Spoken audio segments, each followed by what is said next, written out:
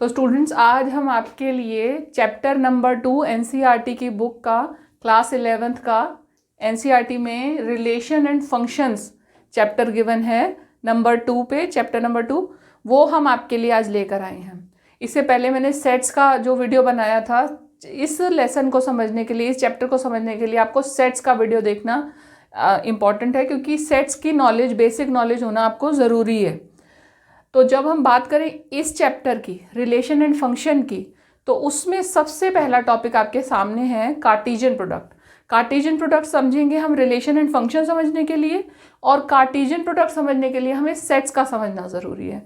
जो सेट्स समझना चाहते हैं, जिन्हें उसके कॉन्सेप्ट में कोई भी प्रॉब्लम है, वो मेरी पुरानी वीडियोस देख सकते हैं। तो पहले हम डेफिनेशन पढ़ेंगे कार्टेशियन प्रोडक्ट की, और उसे मैं आपके साथ साथ पढ़ूंगी और एक्सप्लेन करूंगी ताकि आप समझ पाएं कि कार्टेशियन प्रोडक्ट एक्चुअली होता क्या है। तो डेफिनेशन है, given to non empty sets P and Q, the Cartesian product P cross Q is the set of all ordered pair of elements from P and Q।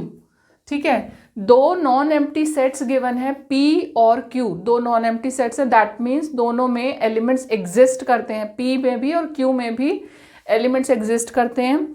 और फिर उनका जो Cartesian product है P और Q का, उसे हम denote करेंगे P क्रॉस Q से। और उसके बाद वो है क्या, P क्रॉस Q है क्या? Collection of all ordered pair. Ordered pair, जो यहाँ पर वर्ड आया, इस पर ध्यान दीजिए कि ऑर्डर्ड पेयर ऑफ एलिमेंट्स क्या होगा, यानी कि एक ऐसा एलिमेंट, ऐसा ऑर्डर्ड पेयर का मतलब ऐसा पेयर जो एक डेफिनेट ऑर्डर में ही होता है। ठीक है, तो उसके लिए इन्होंने एक इस सेट बिल्डर फॉर्म में P क्रॉस Q की पूरी डेफिनेशन को एक तरह से बंद कर दिया है, और हम इसी को समझते हैं। सबसे पहले देखिए, P cross Q is equal to collection of this kind of ordered pair PQ, where P belongs to capital P and Q belongs to capital Q। यहाँ पर दो सेट्स हैं P और Q, दोनों का कार्टेशियन प्रोडक्ट दिया गया है, और इनका जो कलेक्शन है वो क्या है, ऑर्डर्ड पेयर का कलेक्शन है। ऑर्डर्ड पेयर यानी ऐसे पेयर जो कि उसी ऑर्डर में इसमें एलिमेंट्स आ रहे हैं, जहाँ जिस ऑर्डर में आपके सेट्स लिखे हैं। P अगर पहले आ रहा तो P का एलिमेंट पहले आया, Q अगर पहले आ रहा तो Q का एलिमेंट पहले आया। इसी को ऑर्डर्ड पेयर कहते हैं। यानी कि आप इसका ऑर्डर चेंज करोगे तो वो एलिमेंट ही चेंज हो जाएगा। अब अगर मैं इसे Q क्रॉस P लिख दूं, तो मैं इसे लिखूंगी QP, where P belongs to capital P and Q belongs to capital Q। यानी कि अब मैंने Q क्रॉस P एक कार्टेशियन प्रोडक्ट लिखा है, तो P cross Q is not equal to Q cross P। यानी इसका ऑर्डर अलग है, इसका ऑर्डर अलग है, एलिमेंट्स वही इस्तेमाल हुए हैं, ऑर्डर डिफरेंट है, इसीलिए ये चीज़ पूरी तरह से डिफरेंट हो गई। P cross Q is different from Q cross P। यहाँ पर ऑर्डर जो है, वो एलिमेंट्स का जो ऑर्डर है वो सेट्स के ऑर्डर के अकॉर्डिंग ही होगा। ठीक है, इसको हम एक एग्जाम्पल के थ्रू समझते हैं अभी। तो मैं एक दो सेट्स ले लेती हूँ। मान लो मैंने कोई भी रैंडम सेट ले लिया, एक A, या हमने अभी तक P यूज़ करा तो हमने ले लिया P। P में हम कुछ भी हो सकता है, उसमें लोगों के नाम हो सकते हैं, सिटीज़ के नाम हो सकते हैं, सामानों के नाम हो सकते हैं, इंटीजर्स हो सकते हैं, नेचुरल नंबर, कुछ भी हो सकता है। तो हमने यहाँ पर कलर्स के नाम ले लिए, रेड, ब्लू, ग्रीन। ठीक है, 3 कलर्स के नाम ले लिए। दूसरा सेट ले लिया हमने, इसमें हमने रैंडमली 4 नंबर्स ले लिए, इसे natural number, whole number, integer, कुछ भी कह लो आप। ये 2 सेट्स हमारे पास हैं, हमें इनका कार्टेशियन प्रोडक्ट निकालना है। उसके लिए इसको समझने के लिए कि कार्टेशियन प्रोडक्ट हम कैसे निकालते हैं, उसमें क्या होगा कि जितने भी हमारे पॉसिबल कॉम्बिनेशन हैं ऑर्डर्ड पेयर बनाने के, हम वो सारे बनाएंगे। उसमें क्या पॉसिबल, इसमें एक हमारी जो वो है कंडीशन क्या है कि P के एलिमेंट हमेशा पहले होंगे, Q के एलिमेंट हमेशा बाद में होंगे, और उस कंडीशन को फॉलो करते हुए जितने हमारे पॉसिबल हो सकेंगे हम उतने कॉम्बिनेशंस बना लेंगे। अब ये हमने एरो डायग्राम की मदद से मैं समझाऊंगी। P और Q ये 2 सेट्स हैं हमारे, इसके सारे कंटेंट हमने इसमें लिख दिए, रेड ब्लू ग्रीन, इसके सारे कंटेंट लिख दिए 1 2 3 एंड 4। ठीक है, अब इसको और इसको कंबाइन करेंगे। देखो रेड को 1 के साथ किया, फिर रेड को 2 के साथ भी किया, रेड को 3 के साथ भी किया और रेड को 4 के साथ भी किया। तो 4 हमारे पास ऑर्डर्ड पेयर यहाँ पर बन गए, रेड 1, रेड 2, रेड 3 और रेड 4। ठीक है, इसी तरह से जब हम ब्लू से करेंगे तो भी हम ब्लू को 1 के साथ, ब्लू को 2 के साथ, ब्लू को 3 के साथ और ब्लू को 4 के साथ, चारों के साथ फिर से हमने कर दिया। तो ये हो गया ब्लू 1, ब्लू 2, ब्लू 3, ब्लू 4। अब ग्रीन को भी हमने पहले 1 के साथ, फिर 2 के साथ, 3 और फिर 4 के साथ कंबाइन कर दिया। ग्रीन 1, ग्रीन 2, ग्रीन 3 और ग्रीन 4। ये हमारा पूरा कार्टेशियन प्रोडक्ट आ गया, यानी कि collection of ordered pairs from P and Q. P और क्यू के एलिमेंट्स को मिलाकर जो हमने ऑर्डर्ड पेयर्स बनाए उन सब का कलेक्शन पी क्रॉस क्यू यानी कार्टेशियन प्रोडक्ट हो गया। अब अगर हम इसे क्यू क्रॉस पी लिख दें, अगर मैंने लिखा क्यू क्रॉस पी तो पहले क्यू के एलिमेंट्स और फिर पी के एलिमेंट्स। तो मैं एक एलिमेंट लिखती हूँ, जैसे ये रेड और 1 लिखा है तो मैं इसे 1 और रेड लिखूंगी। 1 और रेड जो है वो रेड 1 से डिफरेंट है, ये एक अलग ऑर्डर्ड पेयर है, ये अलग ऑर्डर्ड पेयर है। ये बात आपकी समझ में आ गई। इसको हम लिख सकते हैं P cross Q is not equal to Q cross P। Not necessarily लिखना चाहिए क्योंकि हमें कोई स्पेशल केसेस इनके पता नहीं है, तो हम लिख सकते हैं P cross Q is not necessarily equal to Q cross P। ठीक है, आप चाहें तो इसे पॉज करके नोट कर सकते हैं। अब हम उससे आगे की बात करते हैं। अभी मैंने आपके लिए कुछ इंपॉर्टेंट पॉइंट्स यहाँ पर लिखे हैं कार्टेशियन प्रोडक्ट के, जिन्हें हम एक एक करके समझेंगे। सबसे पहला पॉइंट है two ordered pairs are equal if and only if there corresponding first element and the second elements are equal. यानी कि दो ऑर्डर्ड पेयर्स तब इक्वल होंगे जब उनके करस्पॉन्डिंग फर्स्ट एलिमेंट्स और करस्पॉन्डिंग सेकेंड एलिमेंट्स इक्वल होंगे। ठीक है, अगर मान लो मैं लिखती हूँ P1 Q1 is equal to P2 Q2, तो इसका मतलब होता है P1 is equal to P2 और Q1 is equal to Q2। ठीक है, ये हो गया आपका फर्स्ट पॉइंट। जब दो ऑर्डर्ड पेयर्स को बराबर किया तो उनके करस्पॉन्डिंग फर्स्ट एलिमेंट और करस्पॉन्डिंग सेकेंड एलिमेंट्स इक्वल हो जाएंगे। ये आपका फर्स्ट इंपॉर्टेंट पॉइंट, ये ध्यान रखने वाली बात है। नंबर 2, नंबर ऑफ करस्पॉन्डिंग आपके कार्टेशियन प्रोडक्ट में नंबर ऑफ एलिमेंट्स निकालने के लिए इन्होंने एक फॉर्मूला दिया है। अगर आपको ए और बी दोनों के नंबर्स पता हैं एलिमेंट्स के, या उनका ऑर्डर पता है, नंबर ऑफ एलिमेंट्स पता है ए के और बी के, तो कार्टेशियन प्रोडक्ट का क्या होगा, ये तो आपके लिए फर्स्ट कर दिया मैंने। सेकंड में n A is equal to P है, आपको पता है, गिवन है, और बी भी आपको गिवन है, क्यू है। तो कार्टेशियन प्रोडक्ट में नंबर ऑफ एलिमेंट्स कितना हो जाएगा, इन दोनों का प्रोडक्ट पी डॉट क्यू।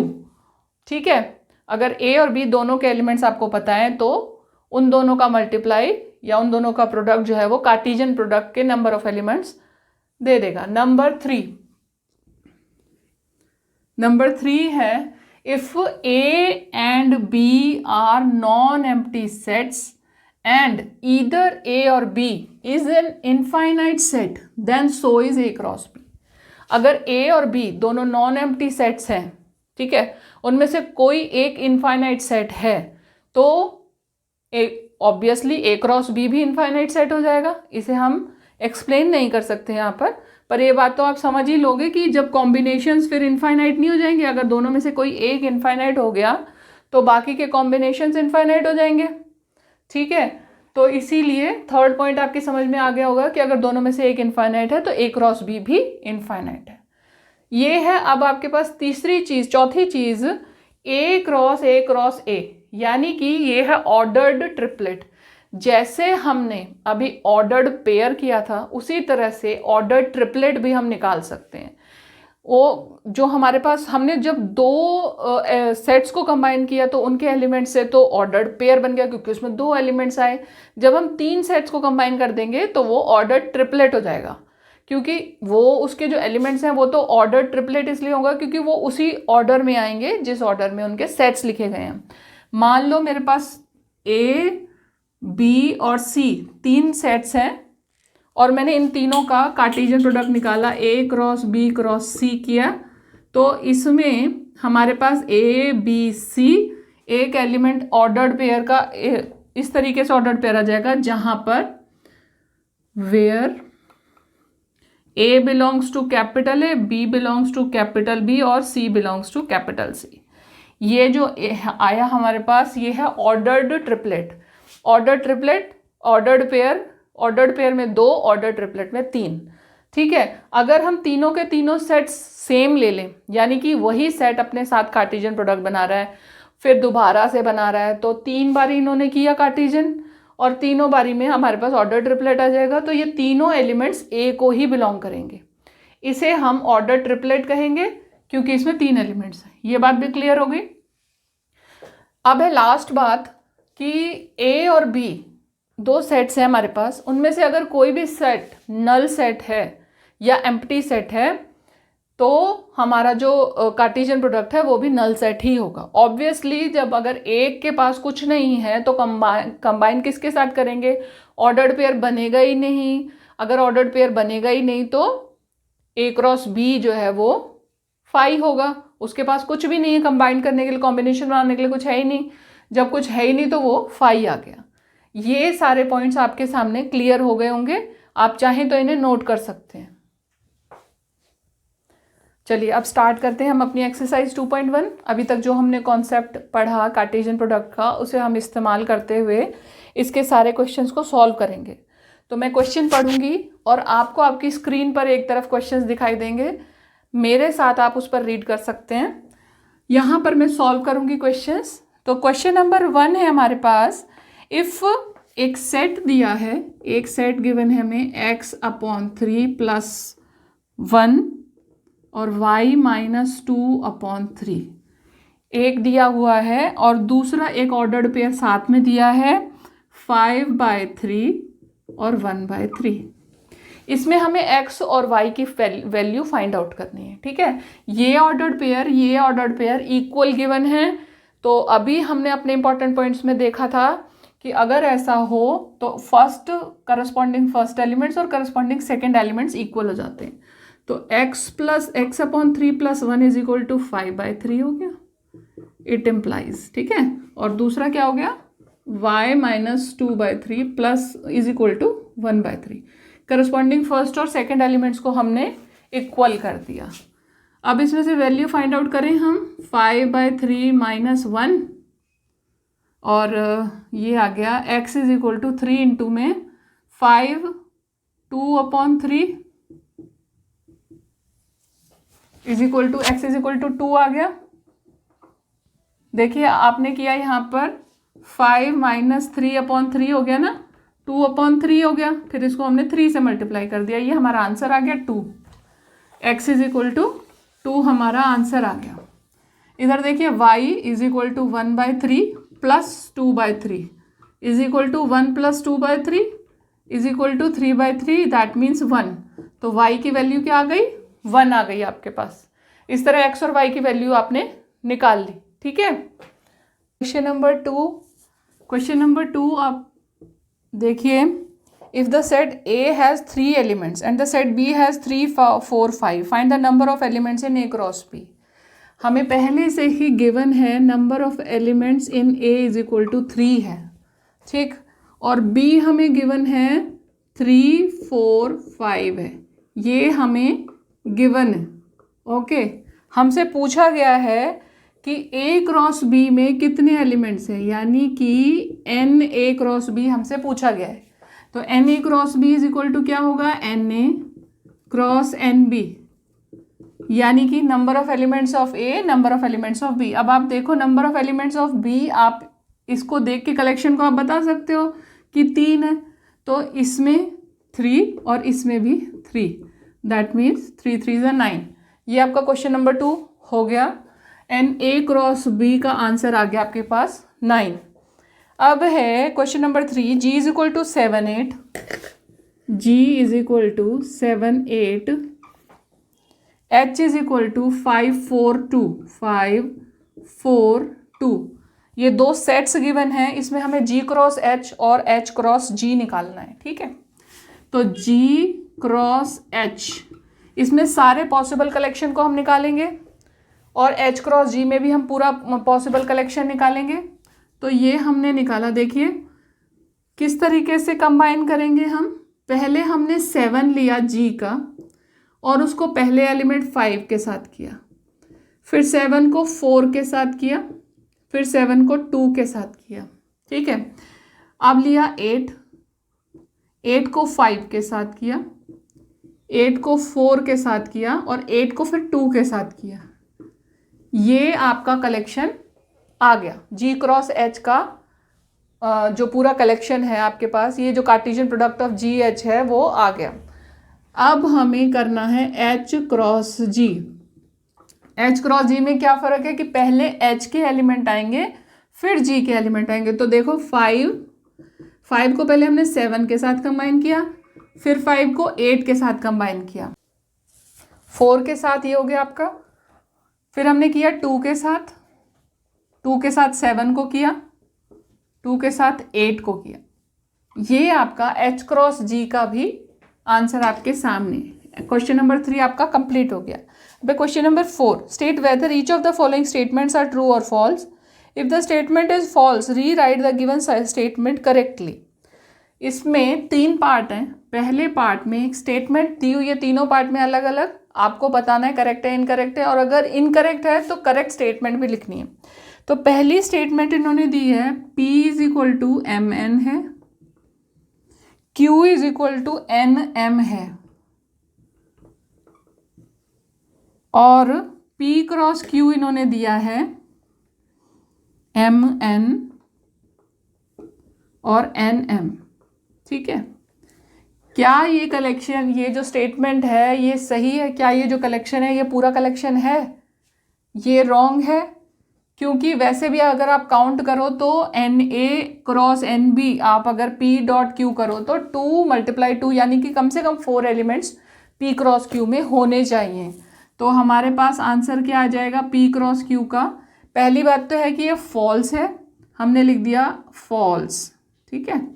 फिर हमने स्टेटमेंट लिखी, करेक्ट स्टेटमेंट क्या है हमारे पास?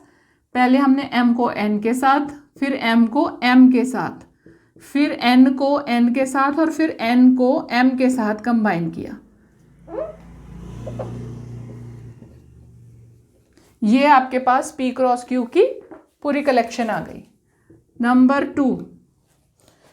2 है, if A and B are non empty sets then A cross B is a non-empty set of ordered pairs x y such that x belongs to A और y belongs to B। अब ये तो आपका पूरा Cartesian product की definition दी हुई है, तो that means it's a true thing, ये आपका ट्रू हो गया। Number 3, if A is equal to 1 2 और B इज इक्वल टू 3 4, 1 2 और B इज इक्वल टू 3 4, ठीक है। तो A cross B intersection 5 is equal to 5 क्या है? ये फॉल्स है कि ट्रू है? क्या है? देखिए B इंटरसेक्शन 5, किसी भी एलिमेंट, किसी भी सेट को आप इंटरसेक्शन करोगे 5 के साथ तो ऑब्वियसली वो 5 ही आएगा, 5 आएगा 5 के साथ इंटरसेक्ट करने पर, और उसका कार्टेशियन 5 के साथ, किसी भी सेट का कार्टेशियन 5 के साथ 5 होता है। ये हमने अभी थोड़ी देर पहले अपने इंपॉर्टेंट पॉइंट्स में डिस्कस किया था। तो ये एक ट्रू स्टेटमेंट हो गई, ये एक ट्रू स्टेटमेंट है, ठीक है। ये क्वेश्चन नंबर 4 आपका यहाँ पे कंप्लीट हुआ। आप इसे पॉज करके नोट कर लो। Now question number 5, if a is equal to -1 1, then find a cross a। ये ऑर्डर ट्रिपलेट वाला क्वेश्चन है। हमने अपने पॉइंट्स में डिस्कस किया था ना, ऑर्डर ट्रिपलेट क्या होता है। 3 बार आप कंबाइन कर दो, 3 बार आप कार्टेशियन प्रोडक्ट निकाल दो एक ही सेट से, तो ऑर्डर ट्रिपलेट बन जाएगा। देखिए सबसे पहले हम क्या करेंगे, a क्रॉस a करेंगे, ठीक है। अगर हम चाहें तो इसको इस तरीके से आसानी से कर सकते हैं बिना किसी कंफ्यूजन के, 1 -1 -1 और -1 1, ठीक है। तो ये गया -1 -1 -1 1, फिर 1 को -1 और 1 को 1, 1 को -1 और फिर 1 को 1। ये आपका a क्रॉस a आपके सामने आ गया। अब हमें चाहिए a cross a cross a, a cross a cross a। इसके लिए फिर से हम इसी तरह का डायग्राम यूज़ कर सकते हैं। ये हमने लिया, ये हमने लिया, ये सारे कलेक्शन यहाँ पर हमने लिख दिया a क्रॉस a और इसको a, ठीक है। ये जो कलेक्शन है इसको हम यहाँ लिख सकते हैं -1 -1 -1 1 1 -1 और 1 1, यहाँ पे -1 और 1, ठीक है। अब ये 4 हैं, ये 2 हैं, इनको इनके साथ कंबाइन करना है। तो देखिए सबसे पहले इसको इसके साथ किया और फिर इसको इसके साथ किया, तो ये हो गया -1 -1 पहले था, साथ में एक और -1 हो गया, फिर -1 -1 के साथ 1 हो गया। अब अगला सेट है -1 1, उसको -1 के साथ करेंगे और फिर उसको 1 के साथ करेंगे, तो ये हो गया -1 1 हमारे पास पहले से था, उसको हमने -1 के साथ किया और फिर -1 1 को 1 के साथ किया। उससे अगला है 1 -1 को पहले 1 के साथ किया, -1 के साथ और फिर 1 के साथ किया, 1 -1 को -1 के साथ और फिर 1 -1 को 1 के साथ, ठीक है। ये देखो ये यहाँ पर किया और फिर यहाँ पर किया, 2 जगह ये कर दिया। और अब है चौथा पार्ट, ये 1 1 को -1 और फिर 1 के साथ, या 1 1 -1 और 1 1 1। ये हो गया आपका कलेक्शन पूरा। इस तरह आप वैसे चेक भी कर सकते हो। आप सारे कॉम्बिनेशन हमने इसमें निकाल दिए। ये देखिए आपके सामने इसका आंसर आ गया। ये क्वेश्चन नंबर 5 आपका कंप्लीट हो गया। Now question number 6, if a cross b, ये तो बहुत ही सिंपल सा क्वेश्चन है आपका। If a cross b is equal to, आपको कार्टेशियन प्रोडक्ट दे रखा है ax ay bx by, ठीक है। इसमें हमें एलिमेंट्स बताने हैं a और b के। कार्टेशियन प्रोडक्ट आपके पास है, दैट मीन्स a अगर पहले है तो a के एलिमेंट्स पहले आ रहे होंगे। जितने भी पॉसिबल एलिमेंट्स हैं वो सारे के सारे हम a के कलेक्शन में लिखेंगे। अब देखिए यहाँ पर a पहले आ रहा है, यहाँ पर भी a पहले आ रहा है, तो a तो हमने लिख दिया। उसके बाद b है और फिर दूसरे में भी b है, तो 2 एलिमेंट्स हैं जो फर्स्ट पोजीशन पे आ रहे हैं, क्योंकि a फर्स्ट पोजीशन पे है और उसी ऑर्डर में ऑर्डर्ड पेयर होगा, तो a के एलिमेंट्स ही आ गए। और फिर आ गया b, सेकंड पोजीशन पे जो एलिमेंट्स हैं वो हम यहाँ लिखेंगे x, फिर है y, फिर से है x और फिर से है y, यानी कि इसमें भी 2 ही एलिमेंट हैं। a और b आपके सामने है। क्वेश्चन नंबर 6 कंप्लीट है।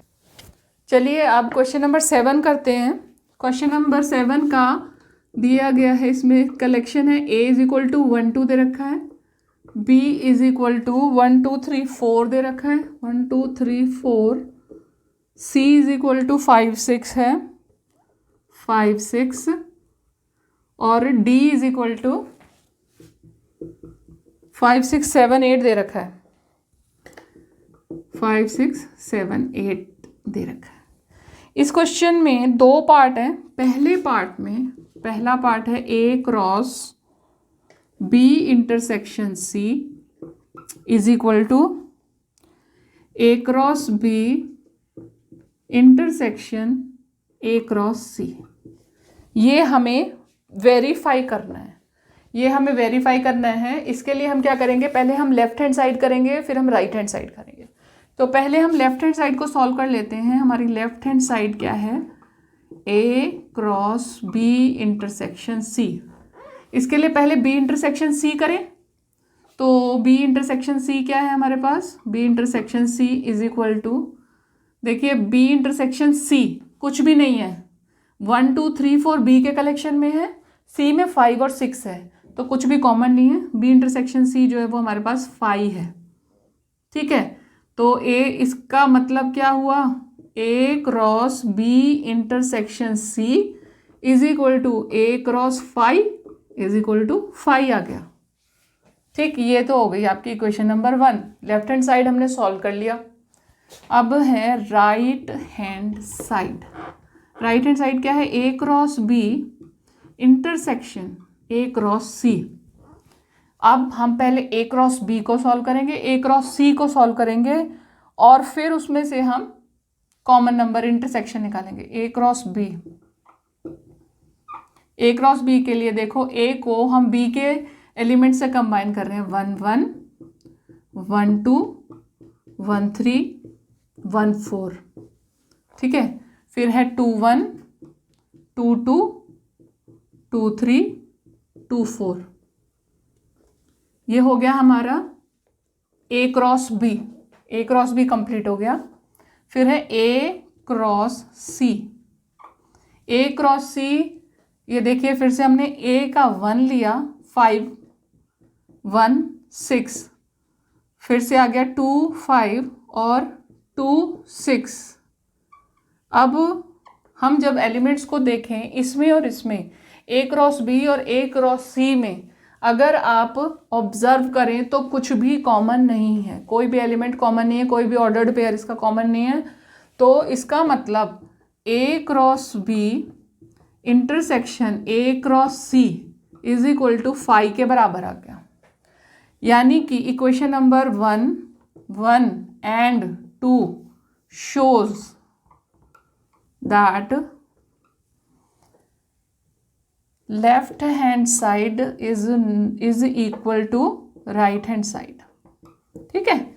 वेरीफाइड, ये हमने वेरीफाई कर दिया। पार्ट 1 आपका कंप्लीट हो गया।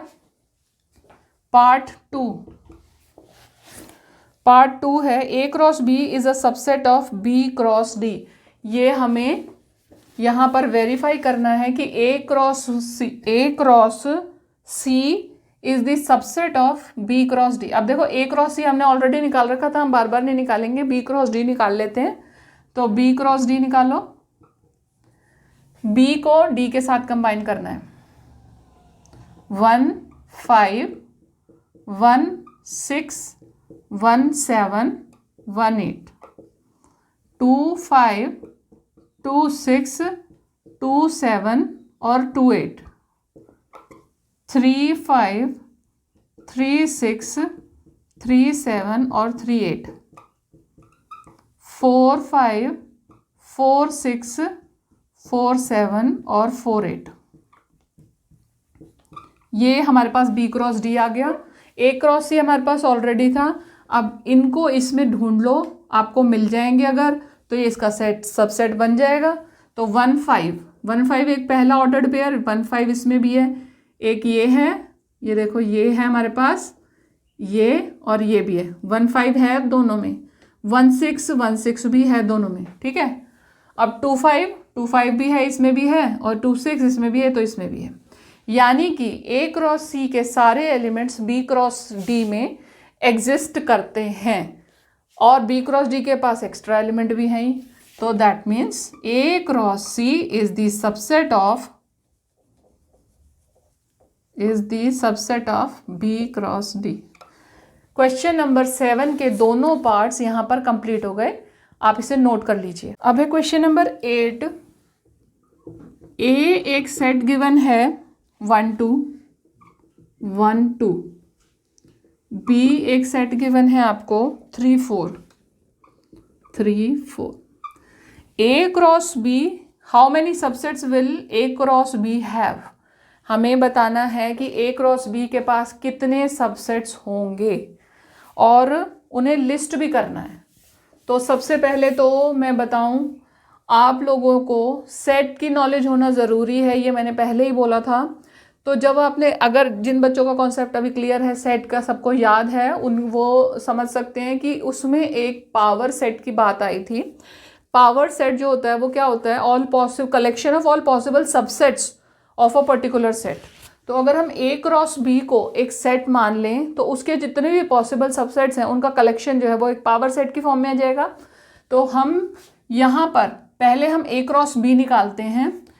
इसका एन ए है 2, एन बी है 2, एन ए क्रॉस बी क्या हो जाएगा? 2 × 2 दैट मीन्स 4। ठीक है, ये हो गया 4। और ये तो आ गया number of elements in A cross B. अब इसके जितने भी सबसेट्स हैं, पॉसिबल सबसेट्स हैं, उनका कलेक्शन इसका पावर सेट होगा। ए क्रॉस बी का एक पावर सेट होगा। ठीक है, तो हम लिखते हैं पी ए क्रॉस बी। इसका भी हमने सेट्स में एक फॉर्मूला पढ़ा था कि जो एलिमेंट के नंबर्स होते हैं, number of elements in a particular set, तो उसका फॉर्मूला यूज़ करते हुए अगर वो n है तो 2:n हमारे पास number of elements in power set होता है। That means 2:4। दैट मीन्स आपके पास 16 एलिमेंट्स कम से कम होने चाहिए इसके पूरे कलेक्शन में, ऑल पॉसिबल सबसेट्स में। तो करें हम इसको, स्टार्ट करें। सबसे पहले तो फाई और वो सेट खुद ए क्रॉस बी का। सबसे पहले तो ए क्रॉस बी ही बनाएंगे। ए क्रॉस बी बना लेते हैं हम, ए क्रॉस बी। ठीक है, ए क्रॉस बी कैसे बनेगा? 1 3 1 4, 2 3 और 2 4। ये बन गया आपके पास ए क्रॉस बी। और ए क्रॉस बी को कि इसके अब पावर सेट बनाने के लिए हम क्या करेंगे? सबसे पहले 5, ठीक है, उसके बाद 1 3 एक सेट हुआ, 1 4 दूसरा सेट हुआ, 2 3 तीसरा सेट, 2 4 चौथा सेट, 2। अब इन दो को, अभी तो हमने सबको एक एक ले लिया, अभी दो ले लेते हैं। 1 3 और ये है 1 4। ठीक है, दूसरा आया 1 3 2 3, फिर है 1 3 2 4। यहाँ पर ये ऑर्डर्ड पेयर नहीं है, यहाँ पर ये नंबर ऑफ एलिमेंट्स का कलेक्शन है, मतलब सिंपल एलिमेंट्स हैं। ऑर्डर्ड पेयर केवल 1 3 है। तो 1 3 1 4 और 1 4 1 3 एक ही बराबर बात है। जैसा कि हमने सेट्स में पढ़ा था कि ऑर्डर इमैटेरियल होता है, ये क्योंकि ये ऑर्डर्ड पेयर नहीं है, ये केवल कलेक्शन है। ये सबसेट्स बना रही हूँ मैं, ये एलिमेंट कंसिडर हो रहा है। ये एक ऑर्डर्ड पेयर जो है इसे हम एलिमेंट मानते हैं। तो ये आ गया हमारे पास। फिर हमने 1 4 के साथ कंबाइन किया, तो 1 4 के साथ 1 3 ऑलरेडी है हमारे पास। 1 4 के साथ 2 3 ले लिया, 1 4 के साथ 2 4 ले लिया। ठीक है, ये भी एक कलेक्शन पूरा हो गया। अब 2 3 के साथ 1 3 1 3 और 1 4, ठीक है, दोनों हैं तो 2 4 ले लिया। ये हो गया। अब 3 एलिमेंट्स का सेट लेंगे, 1 3 1 4 2 3। ठीक है, ये हो गया। फिर है 1 3 1 4 2 4, ये भी एक कलेक्शन हो गया। अब देखो, ये 2 के साथ ये भी आ गया, ये 2 के साथ ये भी आ गया। अब हमने लिया एक 1 4 2 3 2 4, ठीक है, तो देखें कितने हो चुके हैं हमारे 1 2 3 4 5 6 7 8 9 10 11 12 13 14। एक कलेक्शन और बचा है और फाइनल एक और कलेक्शन जो कि पूरा का पूरा सेट इटसेल्फ। तो एक कलेक्शन और हमारे पास क्या हो सकता है इसका, इन चारों में से हमने ये कंबाइन कर दिया, ये भी कंबाइन कर दिया, इसको भी कर दिया एक बार और इसके साथ इसको भी कर दिया एक बारी, ये भी हमने एक बारी कंबाइन कर दिया। तो अब क्या बचा हमारे पास, 1 4 1 3 2 3 2 4। ठीक है, ये बचा था, ये भी हमने कर दिया। और लास्ट में सारा का सारा पूरा का पूरा सेट हमारे पास इसका खुद का सबसेट होगा। तो ये भी हो गया। ये क्वेश्चन आपका 8th क्वेश्चन यहाँ पर फिनिश हो गया। Now question number 9, let A and B be the two sets such that NA is equal to 3, NB is equal to 2। अब नंबर ऑफ एलिमेंट्स पहले से ही गिवन है, NA is equal to 3 and B is equal to 2। ठीक है, if x1 y2 z1 are in A cross B और A cross B में x1 belong करता है x1 y2 और z1, ये तीन एलिमेंट्स ए क्रॉस बी में बिलोंग भी करते हैं। ये नहीं है कि पूरा सेट है, केवल तीन एलिमेंट्स बताए हैं, तीन ऑर्डर्ड पेयर हैं जो ए क्रॉस बी में बिलोंग करते हैं। और ये भी बताया है कि नंबर ऑफ एलिमेंट्स ए में 3 हैं और बी में 2 हैं। तो हमें नंबर ऑफ एलिमेंट्स के एलिमेंट्स बताने हैं ए और बी में कौन कौन से एलिमेंट्स हैं। तो ए में करते हैं हम, देखो ए में किया हमने, ए में कौन कौन से एलिमेंट्स होंगे, ऑर्डर्ड पेयर में जो पहले आ रहे हैं वो एलिमेंट्स सारे ए में आएंगे। अब 3 एलिमेंट्स हैं, ये फाइनल है, एक्स वाई और जेड तीनों के पास 3 डिस्टिंक्ट एलिमेंट्स हैं। हमने लिख दिया एक्स वाई जेड। ठीक है, ये इसका कंप्लीट हो गया। फिर बी, सेकंड एलिमेंट है 1, दूसरे में है 2, थर्ड में फिर से 1 है। और वैसे भी दिया हुआ है कि नंबर ऑफ एलिमेंट्स बी में 2 है। तो ये आपके दोनों कलेक्शंस आपके सामने हैं। आपका क्वेश्चन नंबर 9 कंप्लीट हो गया।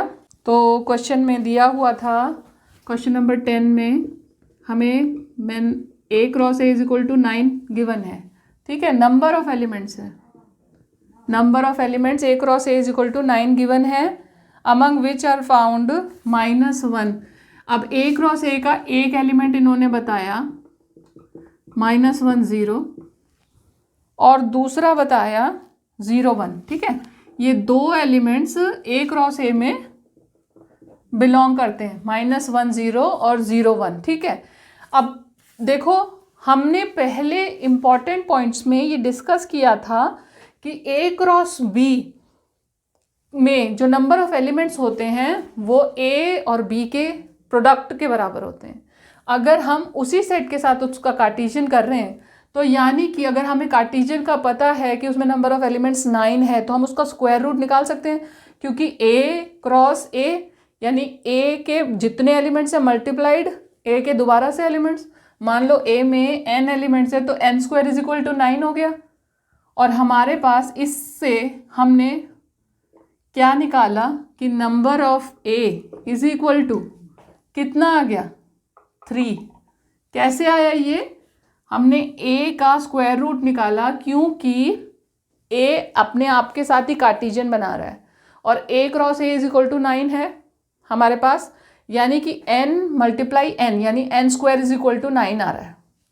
या तो हम इसको यहाँ पर करके भी देख सकते हैं, जैसे मैंने मान लिया कि let NA is equal to P।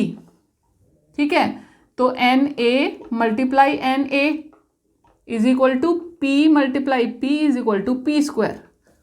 ठीक है, और हमें पहले से पता है NA cross A is equal to इसके बराबर होता है, इज इक्वल टू 9 है, P² इज इक्वल टू 9 है तो P इज इक्वल टू 3 हो गया। यही हमने यहाँ पे डायरेक्ट लिख दिया।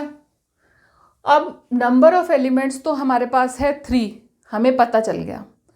और यहाँ पर जो 2 ऑर्डर्ड पेयर हैं, इसमें आप अगर ध्यान से देखो तो 3 अलग अलग आपको एलिमेंट्स नज़र आ रहे होंगे। देखो -1 0 और इसमें है 0 और 1, तो 0 तो हमने पहले ले लिया, 1 को हमने ले लिया, तो हमारे पास 3 अलग अलग एलिमेंट्स आ गए। ये तीनों एलिमेंट्स ए में बिलोंग करते होंगे, तभी तो कार्टेशियन में आए हैं। और नंबर ऑफ एलिमेंट्स हमारे पास वैसे ही 3 थे, तो यानी कि -1 0 1 ये तीनों एलिमेंट्स ए में बिलोंग करते हैं। ए हमारा सेट सामने आ गया। Find the set and the remaining elements of A cross A. A cross ए के रिमेनिंग एलिमेंट्स हमने निकालने हैं। देखिए कैसे करते हैं हम। इसके लिए हम वही करेंगे पहले जैसे हमने एरो डायग्राम करा था। यहाँ पर ये 2 ऑर्बिटल बना लिए हमने, -1 0 1 -1 0 1, ठीक है। अब फिर से कंबाइन करो, -1 को -1 से, -1 को 0 से और -1 को 1 से किया। -1 को 0 से, -1 को -1 को -1 से, -1 को 0 से और फिर -1 को 1 से, ठीक है। फिर 0 को -1 से, 0 को 0 से और 0 को 1 से, 0 को -1 से, फिर 0 को 0 से और 0 को 1 से, ठीक। फिर 1 को -1 से, 1 को 0 से और 1 को 1 से, 1 को -1 से, 1 को 0 से और 1 को 1 से कंबाइन कर दिया और ए क्रॉस ए का आंसर आपके सामने आ गया। यहाँ आपकी एक्सरसाइज 2.1 ख़त्म होती है। आप मेरे चैनल को सब्सक्राइब करें ताकि आपको मैं आगे एजुकेशनल वीडियोस प्रोवाइड करती रहूं और बेल का बटन दबाएं ताकि आपके पास नोटिफिकेशंस पहुंच जाएं जब भी मैं अपनी वीडियो अपलोड करूं।